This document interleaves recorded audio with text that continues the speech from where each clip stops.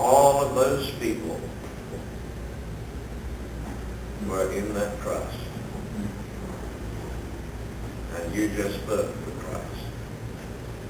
And your seed shall be as the stars of heaven. Are you hearing this? So you birthed the Christ. But in him is all of humanity. Oh God, think of that. Think about that. I mean, this to me, it excites me. It just excites something in me that I can't explain to you. But I want to tell you, this is a liberating understanding. It's a liberating truth to me. When I first saw this, I could hardly believe that I had missed it for all of the years. Couldn't believe how in the world could I have missed this. I mean, I used to think, oh, stars, seed like the stars of heaven. Well, you know, I probably, I've preached to a lot of people, and maybe, there are many people that have responded to God out of all that ministry, and maybe there's a good number of them. That was all I could think about anyway. But see, now I understand. If I had birthed the Christ, then whatever was in that Christ was birthed in him as well. Oh, Lord. Today, Father, we need your help. We need your help to be able to grasp the truth this year. And Lord, give us the capacity to hang on to this until it becomes a reality for us. But now I'm going to tell you the rest of the story, which is very simple. You see, once you understand this truth, then this lady that walks beside me from a human point of view, but who actually is inside me and a part of my very being, and I am a part of her inner being as well. That woman, then, if we were back in the years when we were reproducing, we would be reproducing the God kind of people. Are you hearing this? Because this is the key. This is the key. That's why we need, this truth has got to get back to the young people. When I say young people, I mean people that are just getting married. This is what they need to know.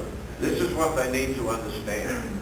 The reason why these children that we have just birthed, is because we are using a surrogate mother. Because I cannot have a child without my wife. So she will contribute the egg, I will contribute the sperm, and we can produce. My wife can contribute the 23 chromosomes, and I submit 23 chromosomes, and we can produce the child. But we can't do it individually. Therefore, this child is the product of two people, not one.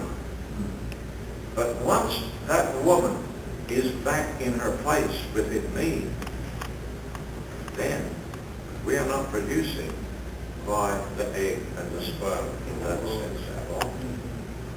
We are producing by the Spirit. And those children will be the children of God. Now, you need to think about this, and I have spent quite a long time thinking about this. Would to God I had known this when we got married, but I didn't know it. I mean, we used to pray over our children and so on, and God has blessed us and blessed our children.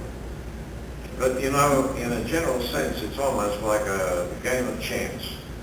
You have the children and you hope to goodness that they are going to grow up in the Hear an admonition of the Lord, as the church used to keep saying. But not always did it work that way. In fact, very often it didn't work. They went astray. But I am telling you today that if you can grab and understand this, you have a secret here which this world sadly needs. And young people, particularly getting married, they need to understand the truth about our true identity. But don't just tell them that Christ is your identity, because, you know, the church, well, not much of the church has been telling people that, but, you know, people have been hearing this from various sources, that Christ is your identity, but it's got to go beyond that. We've got to understand that the male and the female were never separated one from the other. They were meant to be one in God. One.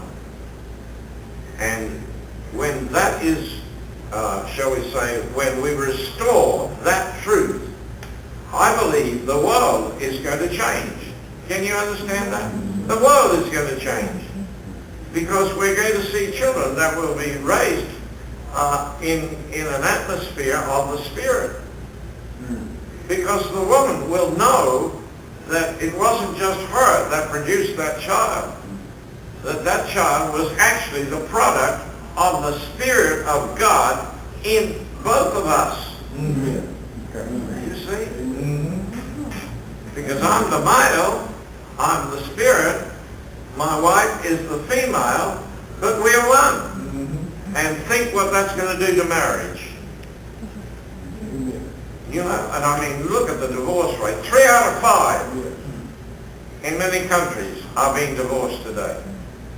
And think what's going to happen when people are going to get married right from that time and understand they are one. Not one flesh. Not one flesh. But the Apostle Paul said, you know, for this cause shall a man leave his father and mother and father and cleave to his wife, the two will become one flesh. But Paul said, but he that is joined to a harlot is one flesh. Do you realize that marriage, as we understand it today, is almost like you've got a harlot? Well, what is marriage all about? Basically sex. That's what it's about. That's what the world has done for us.